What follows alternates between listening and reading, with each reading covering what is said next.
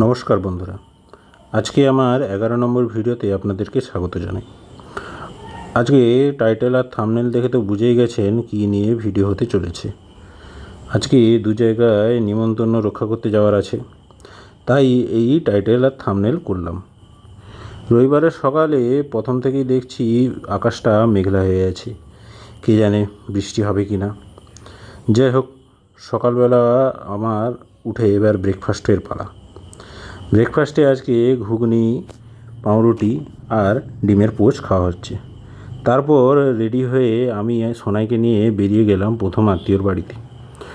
আমার আজকে পিসির ছেলে অর্থাৎ আমার দাদার জন্মদিন, সেই হিসেবে আজকে একটা ছোট্ট খাওয়া দাওয়ার গ্যাদারিং হচ্ছে, সেখানেই যাচ্ছি। আজ আগে বাবা মা চলে গেছে, আমি সোনাইকে নিয়ে এই দুপুরের দিকেই বেরোচ্ছি। যাই হোক, যাই।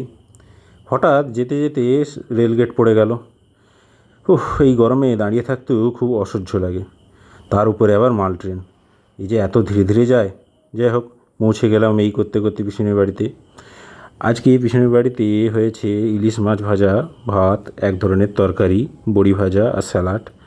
তারপরে এসে গেল আমাদের এই প্রিয় খাসি মাংস, এটা না হলে আর চলে। যাই হোক, খাওয়া দাওয়া করে আমরা বেরিয়ে পড়লাম বিকেলের দিকে।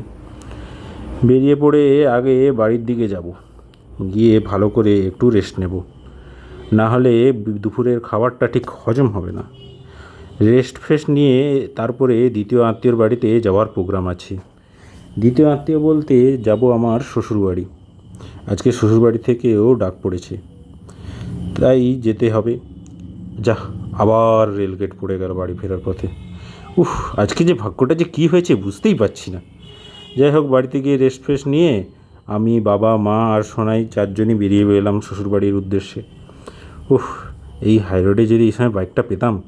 যাই হোক, পৌঁছে এই সন্ধ্যের খাবারটা পড়ে গেছে, দুটো এগরোল, চাউমিন আর চিলি চিকেন। আজকে রবিবারটা এত খাওয়া হয়েছে। যাই হোক, সেখানে গল্প টল্প করার পরে আমরা বাড়ির পথে রওনা দিলাম। এই ছিল আজকে ছোট্ট ব্লগে। আশা রাখছি আপনাদের ভিডিওটা ভালো লাগবে। যদি ভালো লাগে লাইক, শেয়ার, কমেন্ট করতে ভুলবেন না।